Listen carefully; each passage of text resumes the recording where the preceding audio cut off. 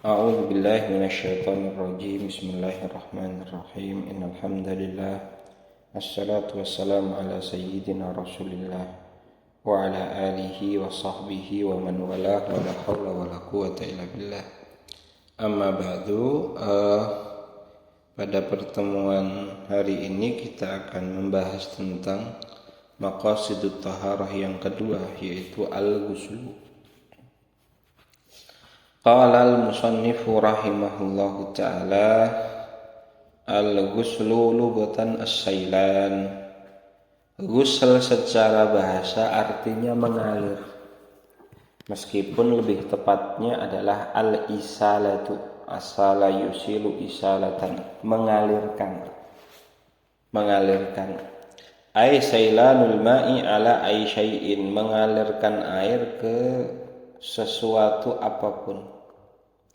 Min badanin, baik itu badan, atau bin atau pakaian, atau gairihima atau yang lainnya, walau bila niat, meskipun tanpa niat. Sekedar membasuh apapun dalam lughah itu sudah bisa dikatakan al-ghuslu, meskipun tanpa niat. Ini secara lughah loh ya. Nah, meskipun juga fasihnya sebenarnya bukan al-ghuslu tapi al-ghuslu. Masdar dari ghasala yaksilu ghuslan, fa'ala yaf'ilu fa'lan. Nah ini kalau secara bahasa fasihnya al-ghuslu. Meskipun nanti secara fikih itu kan, secara terminologi fikih dibedakan antara al-ghuslu dan al-ghuslu. Al-ghuslu itu mandi, artinya sailanul ma'i ala jami'il badani biniyatin makhsusah, mengalirkan air ke seluruh anggota badan dengan niat tertentu, namanya ghuslun, pakai dhammah. Sedangkan membasuh sebagian badan atau membasuh sesuatu yang lainnya selain daripada badan, misal pakaian, itu namanya ghusl. Nah ini. Lah, berikutnya mujibatul ghusli, hal-hal yang mewajibkan orang itu mandi. Mandi ini kan terkadang hukumnya mubah. Misal al-ghuslu litabarrud, mandi supaya seger, atau tanadzuf supaya bersih-bersih, itu kan hukumnya mubah. Ada yang hukumnya sunnah sebagaimana nanti akan kita bahas. Ada juga yang hukumnya wajib. Lah, kalau ghusl hukumnya wajib, sebagian hal-hal yang mewajibkan mandi disebutkan di sini. Al-awwalu mujibatul ghusli sittatun, hal-hal yang mewajibkan mandi ada 6. Yang pertama, al-awwalu ilajul hasyafati, memasukkan hasyafah fil farji, memasukkan hasyafah ke dalam farji. Lah, al-hasyafah itu artinya ra'sud dzakar, kepala dzakar. Wa mithluha qadruha min faqidiha, atau yang tidak punya kepala dzakar ya, ketika yang dimasukkan itu sudah seukuran kepala dzakar, nanti wajib untuk mandi. Atau yang seukuran hasyafah qadruha min faqidiha, bagi yang tidak punya hasyafah. Fil farji, memasukkan hasyafah ke dalam farji. Ai ila ma la yajibu ghusluhu minhu, yang tidak wajib untuk dibasuh. Artinya area dalam dari farji, bukan sekedar ditempelkan di bagian luar. Lah, farji di sini baik farji manusia, baik farji binatang, baik kubul ataupun dubur, baik yang dimasuki itu laki-laki, baik yang dimasuki itu perempuan, baik yang dimasuki itu sudah besar ataupun masih kecil. Yang penting memasukkan hasyafah ke dalam farji, maka itu mewajibkan untuk mandi. Ini. Yang kedua, khurujul mani, keluarnya air mani. Ai khurujuhu ila dhahiril hasyafati minadz dzakari, yaitu keluarnya mani dari bagian luar hasyafah bagi orang laki-laki, artinya ya harus kelihatan maninya. Nah, itu kalau sampai keluar air mani, keluarnya sudah sampai pada bagian luar hasyafah, maka sudah wajib untuk mandi. Wa dhahiri farjil bikri, atau bagian luar bagi bikr, perempuan yang masih perawan, itu dikatakan air mani, keluarnya air mani mewajibkan dia untuk mandi besar itu ketika sudah sampai keluar ke bagian luar vaginanya. Wa ma yabdu indal julusi alal qadamani minat tayyib. Adapun kalau tidak bikr lagi, artinya tidak perawan lagi, maka sekedar keluar ke area yang nampak ketika dia jongkok. Karena kalau dia berdiri kan ada area yang terlipat tidak nampak. Yaitu kalau dia jongkok ada area yang nampak. Lah sekedar keluar sampai area tersebut, maka itu sudah wajib untuk mandi besar. Lah adapun mani itu sendiri adalah ma'un abyadu sakhin, air yang putih kental, yu'rafu bitadafukin, tandanya dia muncrat, auladzatin, atau keluarnya dengan rasa nikmat, au birihil ajini awit tal'i in kana ratban, atau dengan baunya seperti bau adonan gandum, atau seperti pucuk kurma kalau dia masih basah, au bayadil bidhi in kana jafan, atau seperti putihan telur kalau dia kering. Ini tanda-tanda mani. Sekedar ada satu saja maka sudah bisa dihukumi sebagai mani. Walau syakka, kalau orang lagu-lagu halil khariju maniyun o madhi, yang keluar itu mani apa madhi ya. Artinya misalnya bangun tidur tiba-tiba mendapati ada bercak putih di celana dalamnya atau di celananya. Dia ragu-ragu entah itu mani entah itu madhi. Takhayyara, maka dia boleh memilih. Ini kata ulama walau tasyahiyan, meskipun milihnya saenake dhewe. Itu tidak apa-apa. Lah, hanya saja setiap pilihan ada konsekuensi. Fa in syaa ja'alahu maniyan waqta salah. Kalau dia memilih itu sudahlah ini tak anggap mani, maka konsekuensinya mani suci, artinya enggak wajib dibasuh celana dalamnya. Tapi konsekuensinya juga harus mandi besar. Iktasala walam yaksil ma'asobahu, dia wajib mandi besar dan tidak wajib membasuh yang terkena mani karena mani suci. Fa in syaa, tapi kalau dia mau ja'alahu madiyan, dia boleh menjadikannya sebagai madi. Nah konsekuensinya kalau madi tidak wajib mandi besar, hanya sekedar wudhu saja. Tapi juga ada konsekuensi membasuh yang terkena madi karena madi adalah najis. Nah ini loh. Ini yang kedua. Yang ketiga adalah al-haidu. Al-haidu artinya inqita'ul haid. Perempuan ketika sudah selesai dari haid, maka dia wajib untuk mandi. Nah, haid itu adalah damu tabi'atin wa jibillatin yakhruju min aqsa rahimil mar'ati ala sabili sihah fi awqatin makhsusah.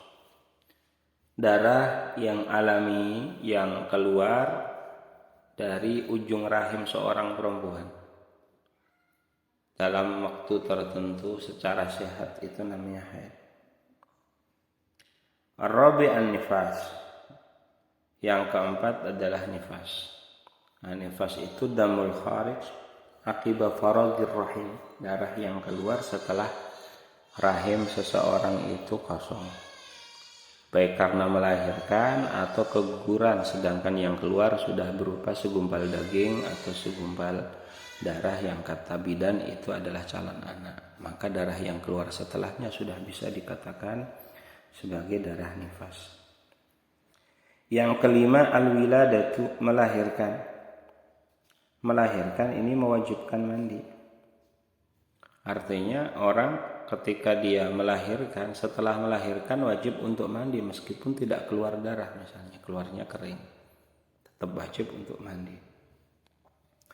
Nah, alasannya karena al-walad li'anna al-walada maniyun munaqid, karena bayi itu adalah mani yang jadi. Maka sebagaimana keluarnya air mani itu mewajibkan mandi, maka keluarnya anak juga mewajibkan mandi. Lah dalam catatan kakinya disebutkan wa mithluha ilqa'ul mudghati wal alaqati allati qalat fiha qabilatun innaha aslun adam. Termasuk juga orang yang keguguran lalu keluar segumpal daging atau segumpal darah, yang oleh kata bidan dikatakan ini sebagai aslun adami, ini calon anaknya. Maka setelah keluarnya itu wajib untuk mandi, karena itu dianggap seperti wiladah. Yang keenam al-maut. Maut ay mautu al-muslimil ladzi laisa bisyahid, meninggalnya orang muslim yang tidak syahid. Syahid di sini ya maksudnya adalah syahid dunia wal akhirah atau syahidud dunia, orang yang mati karena perang melawan orang kafir di medan perang. Nah, ini namanya syahid. Itu haram untuk dimandikan karena nanti dia akan dibangkitkan dengan kondisi darahnya sewangi minyak kasturi. Maka jangan dihilangkan. Walau siktan lam tadhar fihi amaratul hayati in balagha arba'ata asyhurin. Meskipun wujudnya belum wujud jabang bayi siktun, wujudnya masih siktun. Siktun itu yang keluar sebelum waktunya. Yang keluar bayi yang keluar sebelum waktunya namanya siktun. Nah itu kalau dia keluar meskipun dalam kondisi mati. Meskipun dalam kondisi mati. Kalau sudah berusia 4 bulan, maka sudah wajib untuk dimandikan. Wajib untuk dimandikan. Atau patokannya gini, yang penting keluarnya sudah ada bentuk fisik. Meskipun keluar dalam kondisi mati, maka sudah wajib untuk dimandikan. Wajib untuk dimandikan. Ini al-maut. Itu mujibatul ghusl, hal-hal yang mewajibkan untuk mandi besar. Adapun furudul ghusli atau rukun ghusl itu ada 2. Yang pertama an-niyat. Niat. Nah ini niat ini rukun, tapi terkhusus untuk mandinya orang yang hidup. Karena kalau memandikan orang yang mati, maka niat di situ hukumnya sunnah, bukan wajib. Ya. Lah niatnya gimana? Ka'an yanwiya fardul ghusli, seperti nawaitu fardul ghusli. Raf al-hadatsil akbar, atau nawaitu raf al-hadatsil akbar. Raf al-hadathi, atau tanpa embel-embel akbar, langsung nawaitu raf al-hadasi. Awil ghuslal wajiba, atau nawaitul ghuslal wajiba. Awil ghuslal mafrudha, atau nawaitul ghuslal mafrudha. Atau nawaitu istibah atas sholati, ataupun yang semisal dengan sholat, itu sudah cukup. Atau kalau misalnya dia junub, ya nawaitu raf'a hadatsil junub, raf'al janabah. Kalau haid ya nawaitu raf'a hadatsil haid. Itu diperbolehkan. Lah, pembahasan tentang niat kalau orang punya 2 tanggungan mandi wajib. Contohnya seorang perempuan habis dijimai oleh suaminya, lalu setelahnya keluar dari darah haid. Nah ini setelah nanti suci dari haid, dia kan ada 2 tanggungan mandi wajib. Mandi janabah dan mandi haid. Maka itu meniatkan salah satu itu sudah cukup. Sekali mandi dengan satu niat, salah satu niat itu sudah cukup. Demikian halnya kalau dia punya 2 tanggungan mandi sunnah. 2 tanggungan mandi sunnah. Semisal mandi hari raya sekaligus itu hari Jumat. Artinya dia punya tanggungan mandi hari raya, juga punya tanggungan mandi Jumat, dan dua-duanya sama-sama sunnah. Itu pun juga sama, sekali mandi dengan satu niat itu sudah cukup, karena satu itu mewakili yang lainnya. Itu beda halnya kalau satu wajib, satu sunnah. Seperti junub di hari Jumat. Dia dituntut untuk mandi wajib dan juga diminta untuk mandi sunnah. Maka ini harus diniatkan kedua-duanya. Kalau tidak ya yang berlaku hanya yang diniatkan saja. Nah ini babakan niat, nanti akan disinggung di pembahasan yang akan datang insyaallah. Wa ta'mimul badani bil ma', meratakan air ke seluruh anggota badan. Ai isti'abu jami'ihi bil ma', meratakan keseluruhan anggota badan dengan air. Basharan, baik itu anggota badannya kulit, al-zufran atau kuku, sya'ran atau rambut, baik al-zahiran wa batinan, bagian luar, bagian dalam, rambut bagian luar, rambut bagian dalam. Wa in kasufa sya'ru, meskipun rambutnya lebat atau bulunya lebat. Artinya dalam mandi besar itu harus betul-betul merata dan betul-betul dibasuh. Kalau wudu masih dirinci, jenggot yang lebat, jenggot yang tipis. Kalau di sini enggak, harus merata, mau lebat mau tipis tetap wajib. Ya. Wa ma dhahara min anfi majdu'in. Termasuk juga kalau misalnya orang hidungnya terpotong misalnya, maka ya bagian yang nampak itu dianggap sebagai dhahir daripada anggota badan, harus dibasuh. Wa man batu sya'ri sya'ratin zalat. Dan juga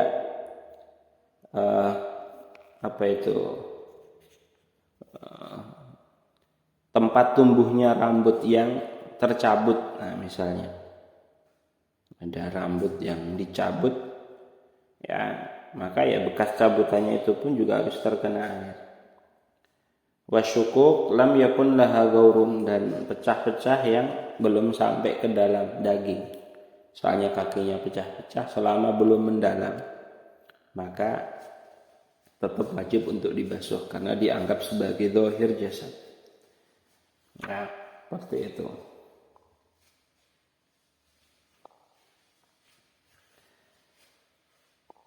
Wa la batinu anfin, adapun kalau hidung bagian dalam maka tidak wajib. Wa aqdu sya'rin in aqada bi nafsihi, atau rambut yang menggumpal dengan sendirinya, yang gembel dengan sendirinya, nah ini tidak wajib untuk dibasuh. Wa yajibu naqdu dhafairi idza tawaqqafa wusul ma ila batiniha alihi. Nah ini kalau dia rambutnya panjang, semisal dikepang lalu air tidak sampai bisa ke rambut, merata ke rambut kecuali dengan mengurai kepangan tersebut, maka hukumnya wajib untuk mengurai kepangan tersebut. Diwajibkan mengurai kepangan-kepangan kalau sampainya air bergantung dengan diurainya rambut tersebut. Lah ini furudul ghusli.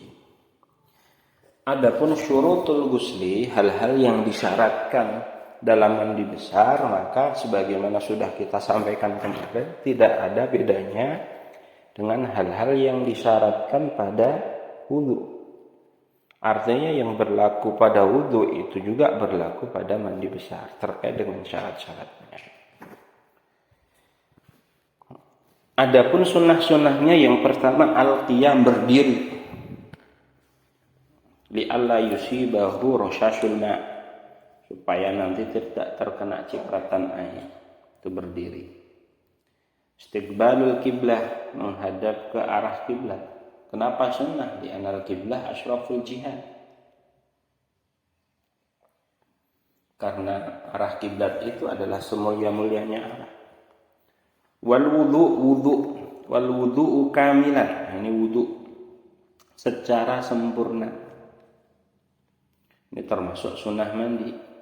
Wat tasmiyah, membaca bismillah atau lengkapnya bismillahirrahmanirrahim, itu dengan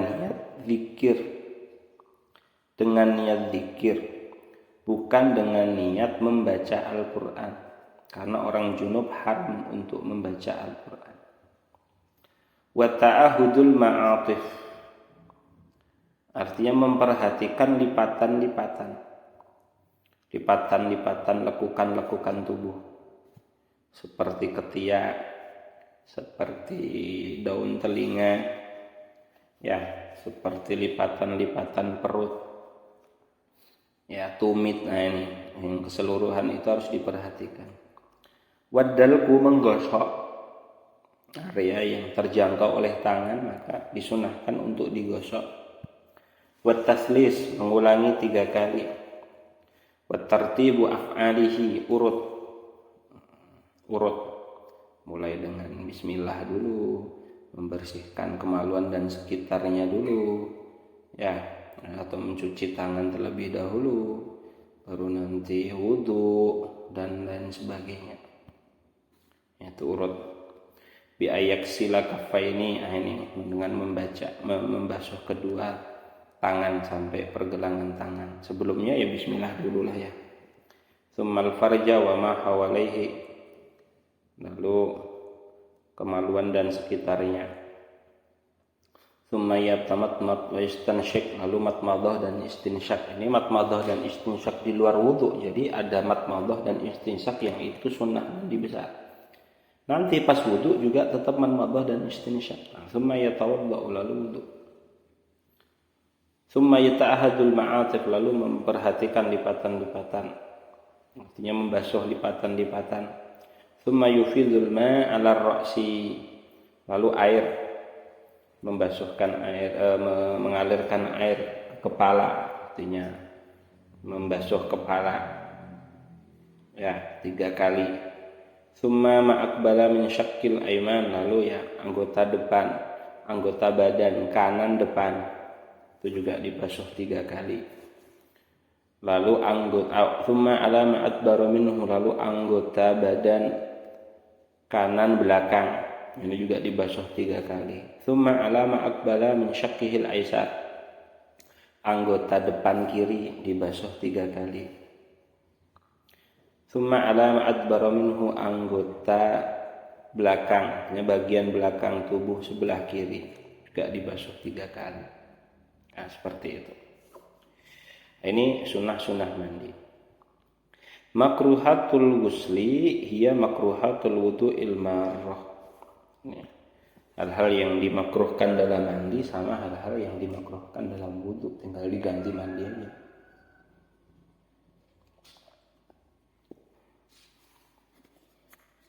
Ditambahkan wa yukrahu lil junubi, dimakruhkan bagi orang yang junub. Ya. Yukrahu lil junubi al-aklu wasyurbu wan naumu wal jima'u qabla ghuslil farji wal wudu'i. Dimakruhkan bagi orang yang junub untuk makan, minum ataupun tidur atau mengulangi jima sebelum dia membasuh kemaluan dan sebelum dia berwudu. Wa yahsulu aslu sunnati bi ghuslil farji, tapi pokok sunnah sekedar dia membasuh kemaluan itu sudah didapatkan. Nah ini hal-hal yang dimakruhkan dalam mandi. Nah, sebagaimana tadi disebutkan, mandi terkadang wajib, mandi terkadang sunnah. Nah, mandi yang sunnah itu seperti apa saja? Al-aksalul masnunatu kathiratun awsalaha fi bugyatil mustarsyidin ila sab'atin wa thalathin. Bahkan dalam bugyah disebutkan yang mandi sunnah itu sampai pada bilangan 37 macam.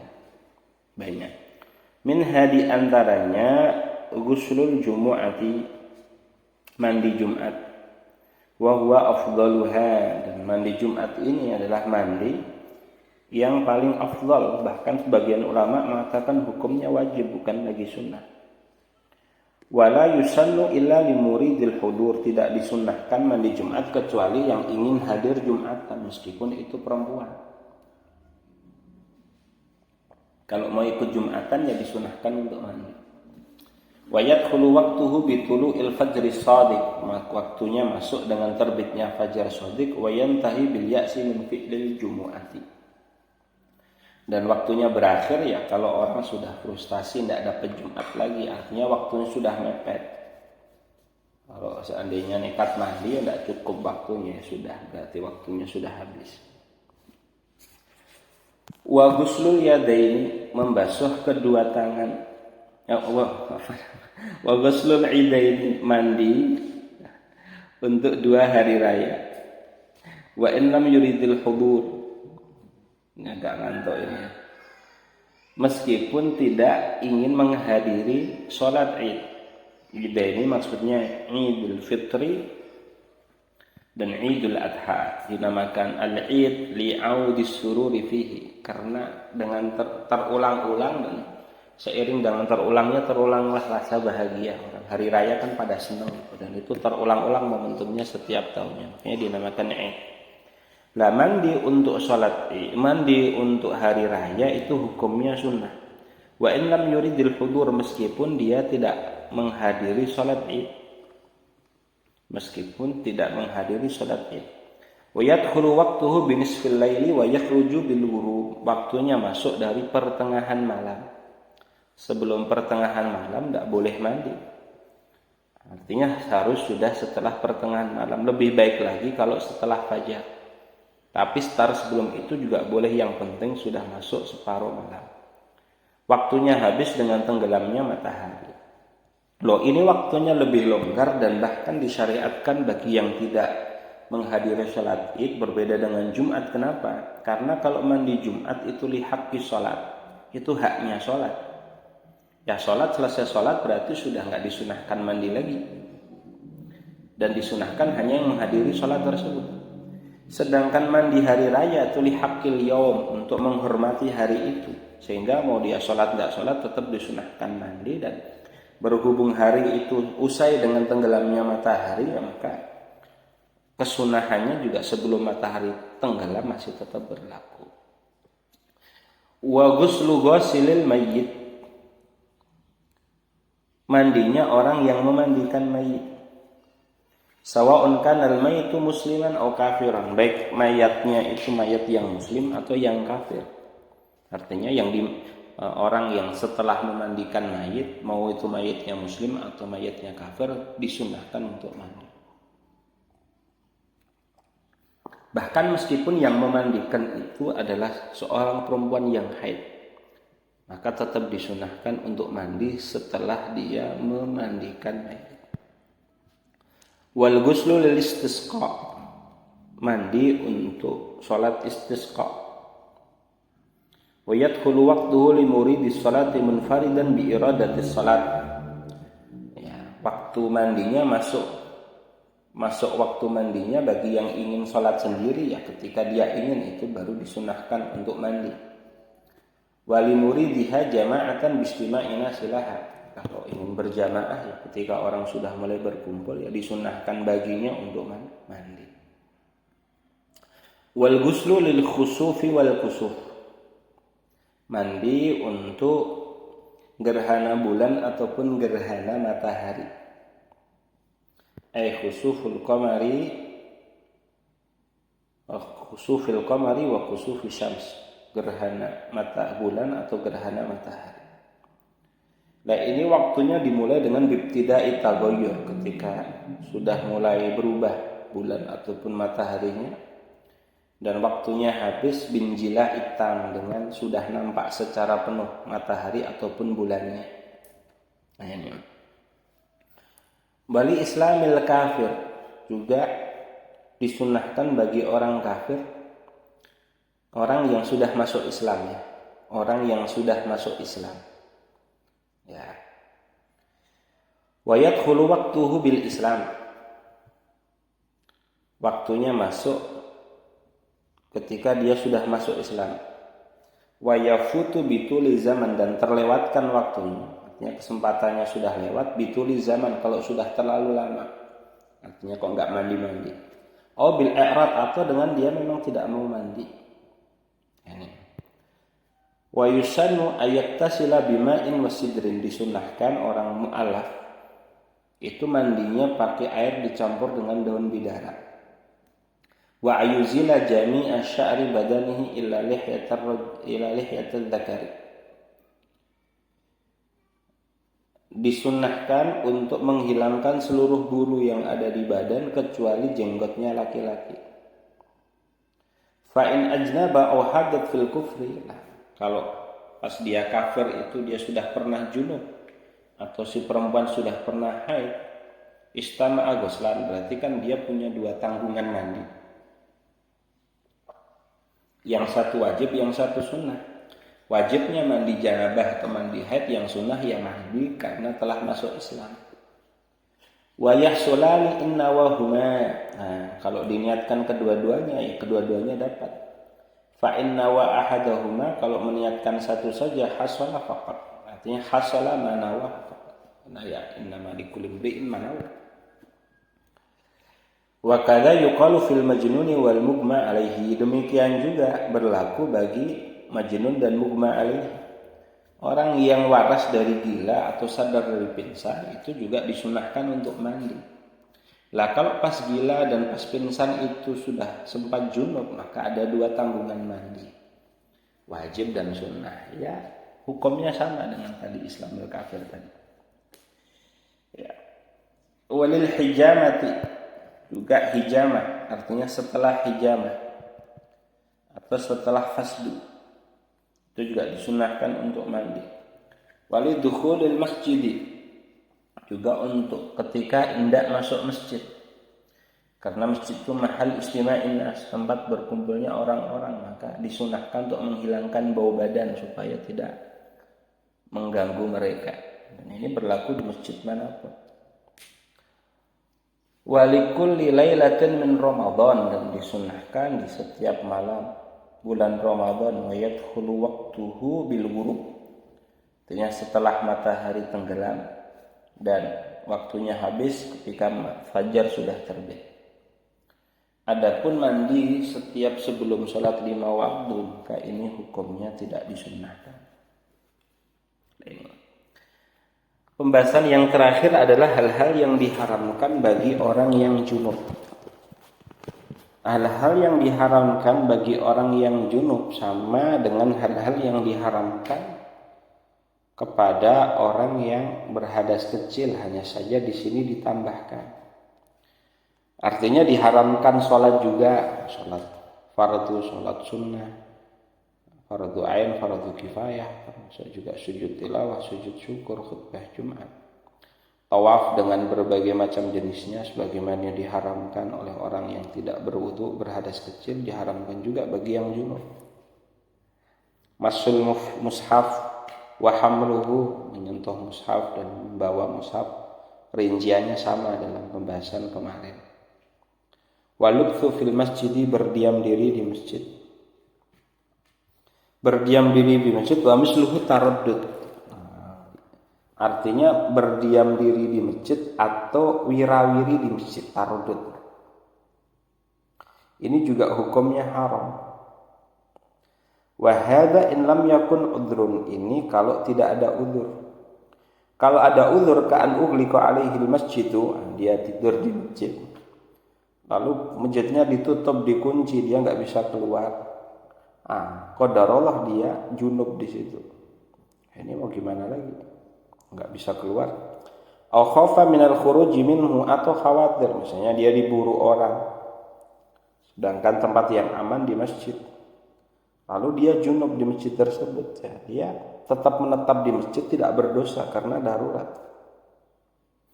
Wa illa, artinya wa in kana udhrun jazalahul mukthu fihi, diperbolehkan untuk di masjid kayak tadi, kekunci atau memang darurat karena khawatir takut kalau keluar. Nah terus gimana nanti kalau waktu sholat? Kalau yang harus dia lakukan, wa wajaba alaihi tayammum, dia diwajibkan untuk tayamum sebagai pengganti dari mandi besar. Bi ghairi turabil masjid, tayamumnya tidak boleh menggunakan debu masjid. Debu masjid, karena debu masjid itu masuk wakaf. Nah, wakaf itu tidak boleh. Wakaf untuk masjid terus debunya dipakai untuk tayamum, tidak boleh. Kecuali kalau masjid-masjid seperti masjid sekarang kan pakai lantai, makanya pakai keramik. Lalu ada debu dari luar yang masuk, maka itu diperbolehkan untuk tayamum pakai debu tersebut karena tidak masuk dalam kategori debu masjid. Adapun debu masjid artinya misalnya lantai masjidnya masih tanah, ya, atau masjid itu dipastikan dari tanah yang itu masuk wakaf masjid, maka hukumnya haram digunakan untuk tayamum, meskipun kalau nekat ya tayamumnya tetap sah. Wala yahrumu 'alal kafiri wassabi wal majnun, ditambahkan lagi wan nabi, dan tidak diharamkan bagi orang kafir, anak kecil, orang yang gila, juga nabi, untuk berdiam diri di masjid meskipun dalam kondisi junub. Baik, yang selanjutnya wa qiraatul Qur'ani bi qasdil qiraah, membaca Al-Qur'an dengan niat ngaji. Dengan niat ngaji. Ai wahdaha, niatnya murni ngaji, au ma'agariha, atau niat ngaji juga sama niat yang lainnya. Artinya selama ada niat ngaji ketika membaca Al-Qur'an, meskipun digabung dengan niat yang lainnya, tetap hukumnya haram. Fa in lam yaqsudil qiraah, tapi kalau baca Qur'annya bukan niatnya untuk ngaji, ka'an qasada dzikrahu, artinya mengucapkan dzikir-dzikir yang ada di Al-Qur'an dengan niat dzikir, o mawaidahu, atau nasihat-nasihat yang ada dalam Al-Qur'an dalam upaya menasihati, bukan untuk dalam rangka ngaji. O qasas, atau menceritakan cerita-cerita dalam Al-Qur'an dalam rangka cerita, bukan dalam rangka ngaji. O tahafut wa tahassun, atau sekedar untuk melindungi diri dengan wirid-wirid yang ada dalam Al-Qur'an. Walam yaqsud ma'al qiraah, atau tidak menggabungkan dengan niat ngaji, artinya tidak digabungkan dengan, selama tidak digabungkan dengan niat ngaji. Au atlaqa, atau sudah tidak niat sama sekali, baca Qur'annya enggak ada niatnya sama sekali, lam yahrum, maka hukumnya tidak diharam. Berarti yang diharamkan kalau qasdul qiraah niat ngaji, atau niat ngaji juga niat sama yang lainnya, itu tetap hukumnya haram. Seperti itu. Dan pembahasan untuk hari ini, wallahu a'lam. Assalamualaikum warahmatullahi wabarakatuh.